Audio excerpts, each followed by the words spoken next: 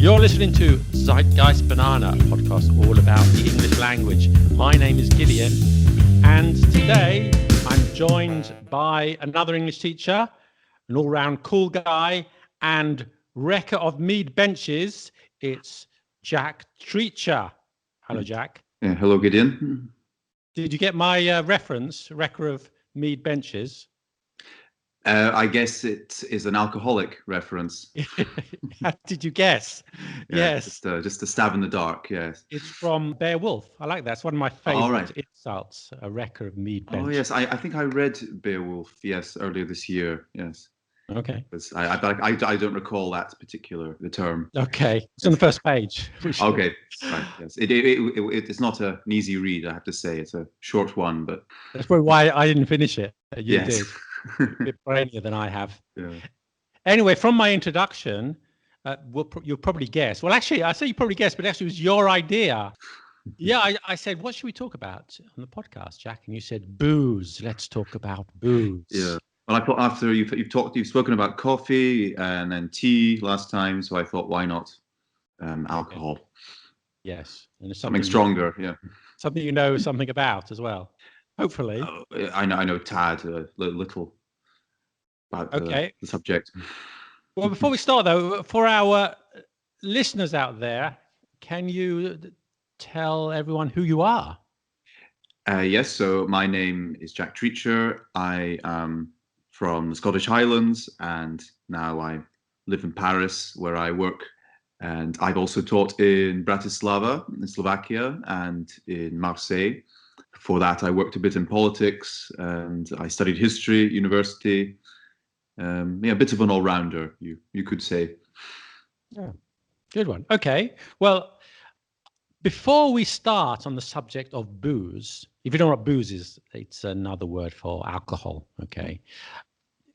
Before we start, I do have some feedback from our last podcast, which I did with John, and we discussed British food, mainly English food, but also a bit about Scottish food, which, to be honest, we know very little about. And we discussed haggis. If I'm not mistaken, perhaps the national dish of Scotland. That's correct. And I got a question for you, because you know, I'm an open-minded guy, and you should never judge things that you haven't tried. Yeah. But haggis, made from a sheep's stomach and stuffed with the internal organs of a sheep, it is surely the recipe of the pox-ridden whore of Beelzebub, is it not?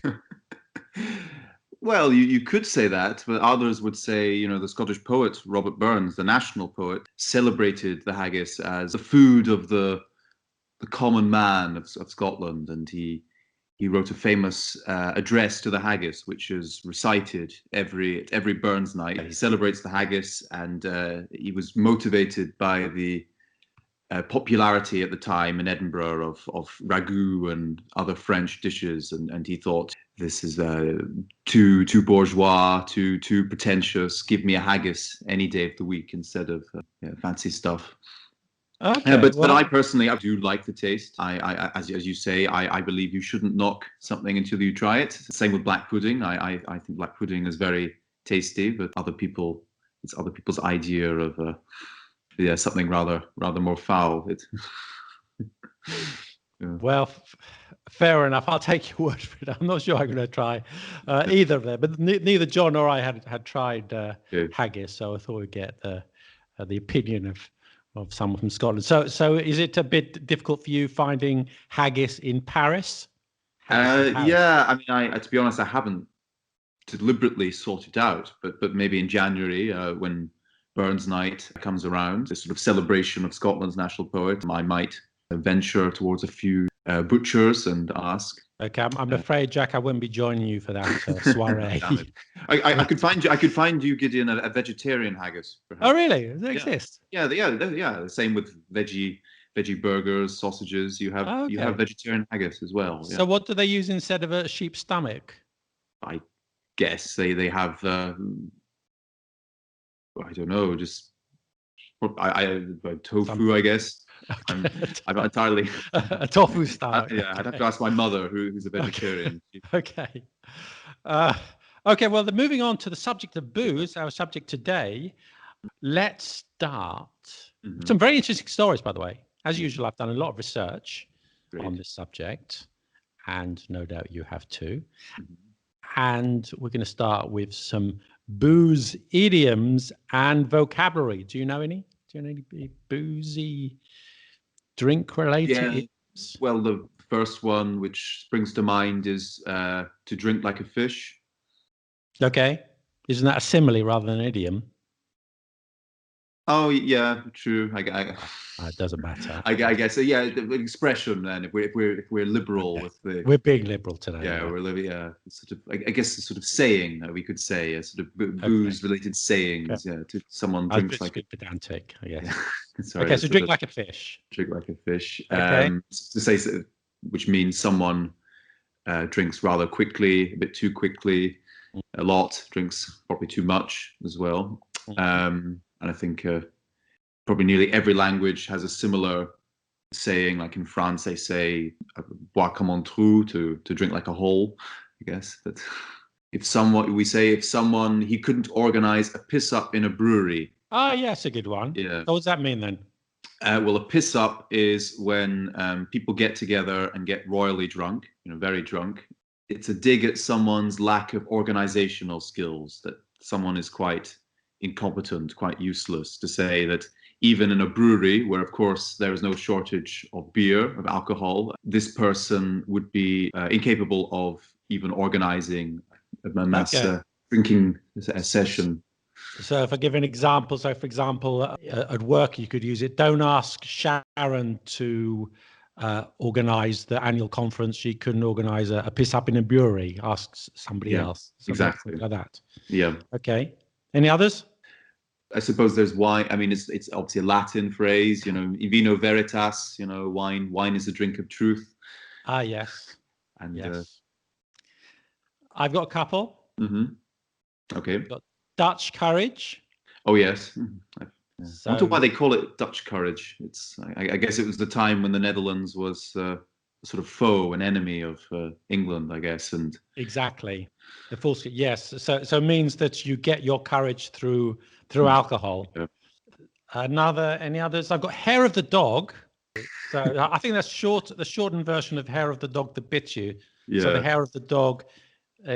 What would it mean if we're going to a long explanation? So if you have a hangover, so if you have been drinking, if you drank a lot the night before, and you wake up with a very sore head and you feel very weak, I'm sure we've all been there. You try and get better by drinking yet more alcohol, and some people swear that this is an effective remedy for a hangover, but I have my doubts about that. But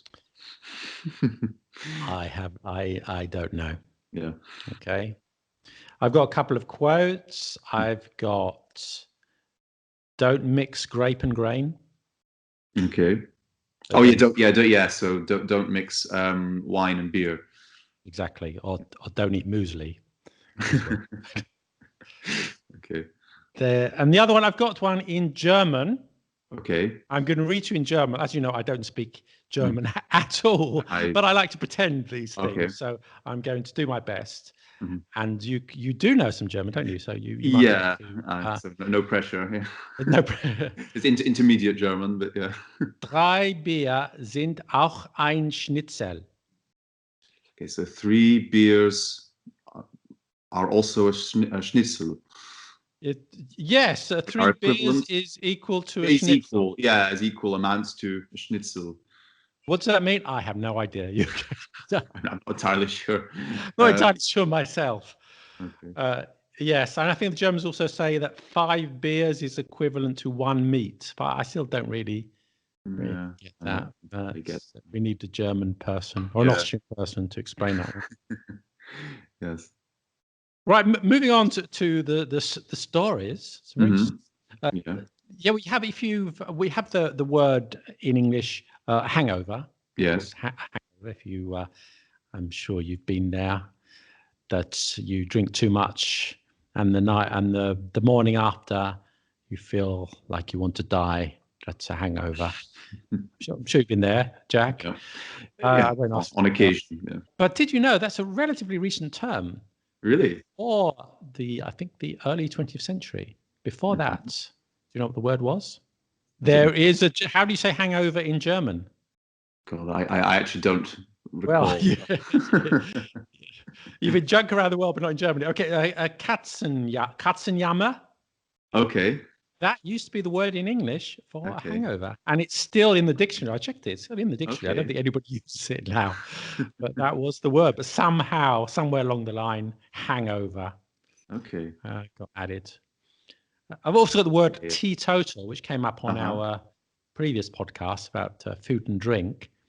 Teetotal, which is somebody who doesn't drink alcohol at all. Yeah. Nothing to do with tea. Mm-hmm. Okay. Yes, I recall reading the story recently as to why we say teetotal, and it was in your last podcast, wasn't it? Actually. Yeah. Yes, and I've forgotten the reason again. Maybe you can remind listeners. I think the guy, the story. I'm not sure how true this is. The head of the organization, the pressure group that promoted abstinence, had a stammer. So instead of saying we support total abstinence, he said we support teetotal abstinence. And apparently that's the origin of the word. Mm-hmm. Bit skeptical, but it's a good story anyway. Mm-hmm. Right. I've got some questions for you now. Okay. A little quiz. Good. I love a quiz. Good. If you fail the quiz, you'll never be invited back here again. Oh. No pressure. No pressure. Don't fail intentionally though. That will okay. Try and do your best. Yeah. Okay. So alcohol was the first drink. What was the first alcoholic drink that humans consumed? Do you think? My first guess would have been wine, but I imagine it's maybe something stronger, maybe some kind of spirit. Because I know. No, spirit is much more recent because you need distillation, which wasn't invented until Middle Ages. So we talked about it earlier, at the beginning, right at the beginning of Beowulf. Always mead. Mead. Yes. Right. Yes, mead. They have references to mead in China, in Hunan province, about 7,000 BC. Right. Yeah, mixture of mead and rice and things to fermented. Yeah.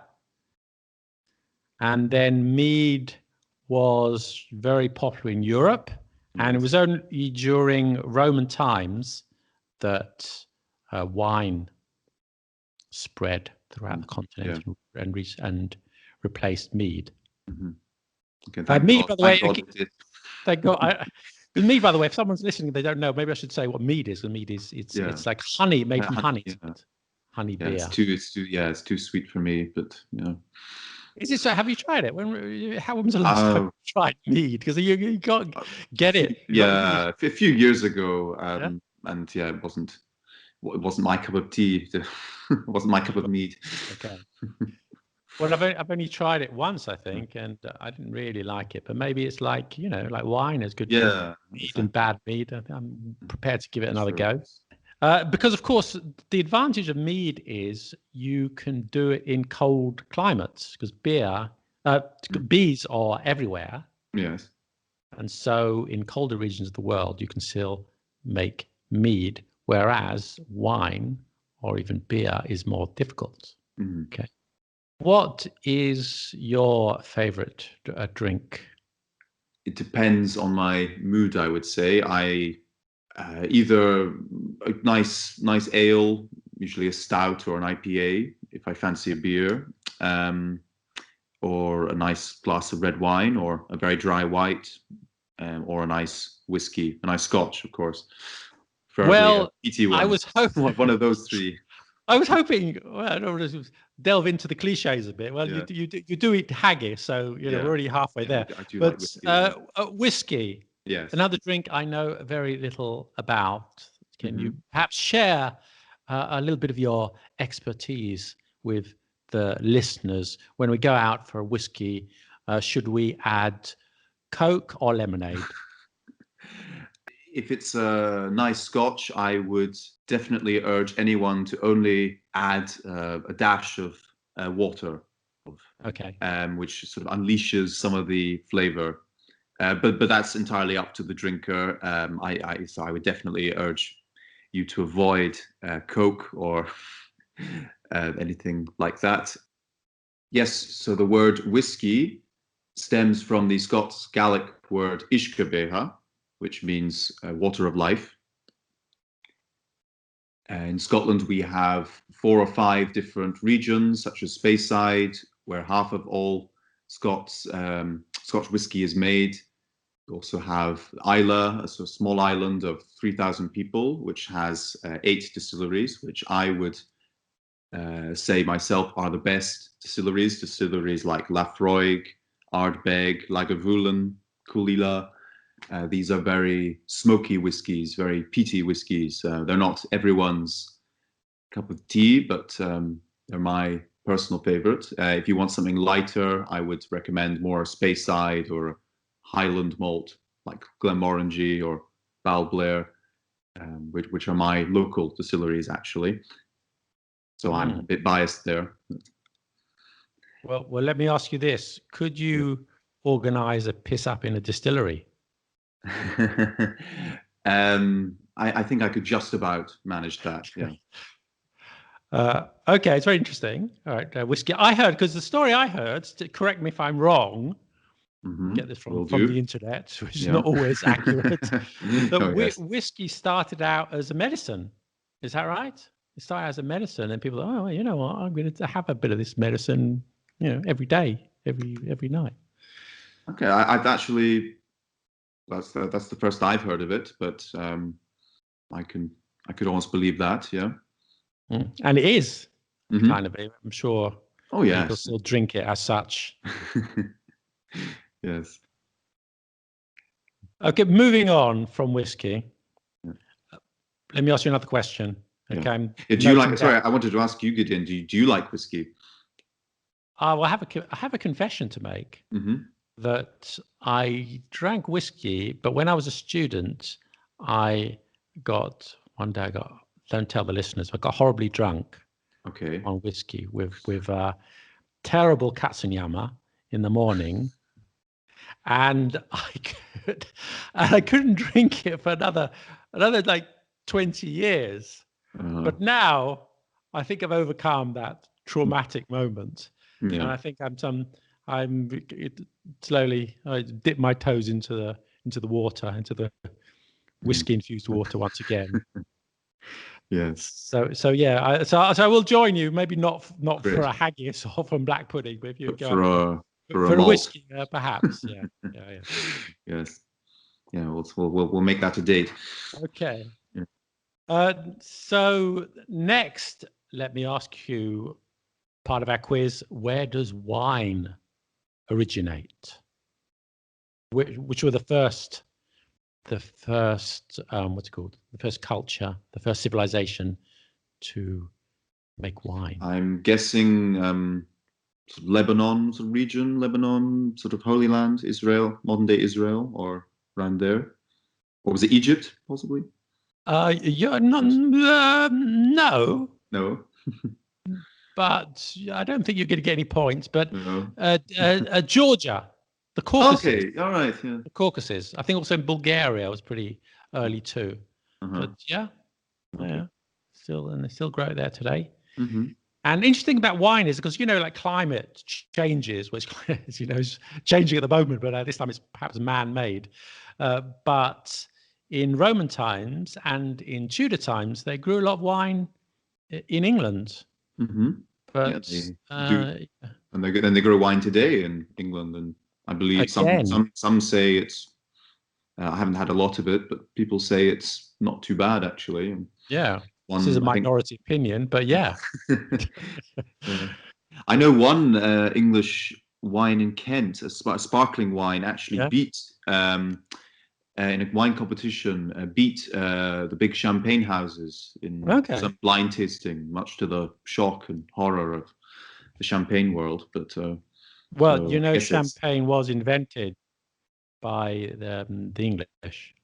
yeah, I can believe that because the English obviously they're responsible for the really building up Bordeaux into what it is today, as arguably the kind of epicenter of fine wine. But yeah, exactly. Yes, and the English were deeply involved in the Champagne region, and they were pushing for a sparkling wine. And the first recipe is, I haven't got the dates here, like from the Royal Academy, and it's quite early before this Dom Perignon. Yeah. But yes, so another claim. The French are going to write in angry comments about that, telling me that I have some good authority. Don't read the comments, Gideon. Never read the comments. Never read the comments. Never read the comments. No, only the good ones. Yeah. So, and the other one, of course, the other alcoholic beverage we haven't discussed is beer, which comes from. Do you know where it comes from? You were close when you were talking about wine. Okay, so what, the Holy Land or Egypt? Yeah, Egypt. I think ancient Egypt. Ancient Egypt. It was a very important beverage, and it was even used as money. It was given as the salary for pyramid workers. Yeah, right. Interesting. Yeah. And here's another question: can beer save your life? Well, I'm sure many beerophiles, if that's a term, would agree with you there, but. I'm going to hazard a guess and say yes, but yeah, it definitely can, because during the cholera epidemic in the 1840s in London, you know the story, do you? Well, I know. I sometimes tell my students this that in England and I guess northern Germany as well, that it was safer to drink beer than water, and that it was very common for people to have beer at breakfast. In Northern Europe, in London, Germany, and the water was impure and could kill you. And there's proof of this during the 1840s in London during the cholera epidemic in Broad Street, and lots of people died around that neighbourhood. But the people who worked in the brewery, they all survived because they were drinking beer, not the disgusting, filthy water from the pump on Broad Street. So yeah, it can save your life. Here's another a couple of more interesting facts that you may or may not know about alcohol. Now, have you ever met anyone who, when they drink alcohol, they become red? Yes, I think I have witnessed this at various dinners and parties. Are you interested? Was it an Asian person? No. Okay. Okay. Don't destroy my theory. No, but there is. Have you ever heard of Asian flush? Have you heard that expression before? I've heard of it. Yeah, it's just some people from East Asia. There's some kind of enzyme. Again, I'm treading on thin ground here because I don't know much about the sort of medical side. But they don't have some kind of enzyme to sort of process the alcohol, so it has this effect of making them red. And I think about a third of East Asians lack this. They have difficulty drinking, but not in the West. And the reason for it is it's all going back to the impurity of water. In the West, in order to overcome the problem of dirty water making you sick and killing you, they used to make alcohol, beer, and other things. And you drink it and you're okay. Okay, because beer is pure. It's made from pure water. However, in the East, they had another process, which was boiling the water and adding some herbs, some tea. So over the centuries in the West, we've developed the ability to tolerate the poison in the alcohol, but in the East, they haven't had such a long exposure. Right. Yeah. Yeah. There you are. Informative. Another good reason Yeah. to drink. So now I've got a couple more Okay. interesting stories. What about gin and tonic? Mm-hmm. Do you know how to say that in Spanish? Gin tonic. Gin tonic. Gin tonic. I think I just get rid of the and. Yeah, it's the same in German. I think they just say gin tonic and Gin tonic. yeah. They don't say gin und tonic. Yeah. Mm-hmm. No. Yeah, there's ein gin tonic. Gin tonic. Do you know the origin of gin tonic? You don't, do you? I guess it originates in London. Well, no. Or in India, amongst the sort of the Raj, the sort of the British residents of the Raj. It originated in places where they had malaria. Okay. Because there was a belief, well, with some, but not very much justification, that quinine, which is one of the ingredients of tonic, prevented malaria or helped combat malaria. Okay, so British soldiers in the Raj and places would drink quinine, but it wasn't very tasty. Okay. So I had this idea of adding some gin to it. Yeah. Yeah. Well, we have to thank those British servicemen. Yeah. Thank the mosquito. Oh, thank the mosquito. Yeah. Okay, yeah, They brought some good. Yeah, thank you. We have to give a rare thank you to malaria, which is exactly. There is some good which is come from this horrible disease. Yeah, exactly. Yeah. Gin and tonic. Every time you see a mosquito, think of gin and tonic. Yeah. Jack, I'm afraid you haven't done very well so far in our quiz. Oh no. But I'm going to give you one more question. You can retrieve yourself. Chance of redemption. Yes. Mm-hmm. Which country has the highest consumption of beer in the world? Is it Czech Republic? Oh, correct. Absolutely correct. Well done.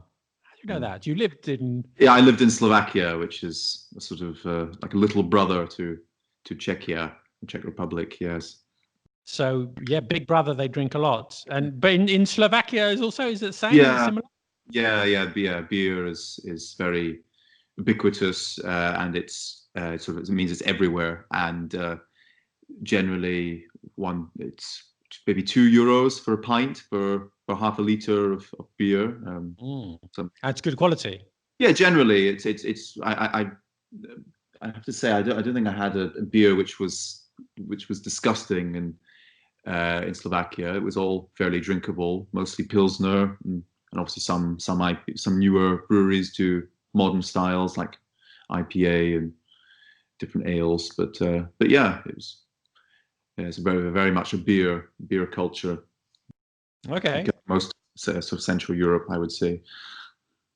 Well, all of this talk of drink is making me thirsty. Yeah, likewise. Although it's only 4 o'clock in the afternoon. But then Gideon, we always say, but it's 5 o'clock somewhere in the world. Okay. But there is a lockdown in Paris, so if we leave the house, we might get shot. So I exaggerate. Okay. Well, thank you for joining us here, Jack. I'm sure we'll pleasure. It was on you back. Yeah. I'll leave you with a thought from Henry Fielding. Okay. Drunkenness shows the mind of a man as a mirror reflects his person. Yeah. So that's very similar to In Vino Veritas. I know it is, but I just like the...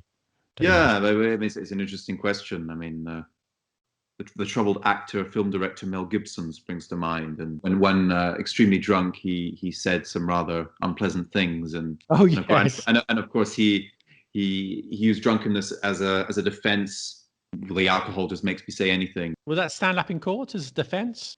Yeah. Yes, you do remind me of a story though, because I was in Malta this summer. Yeah. And there was a pub near the hotel, which is imaginatively called the pub.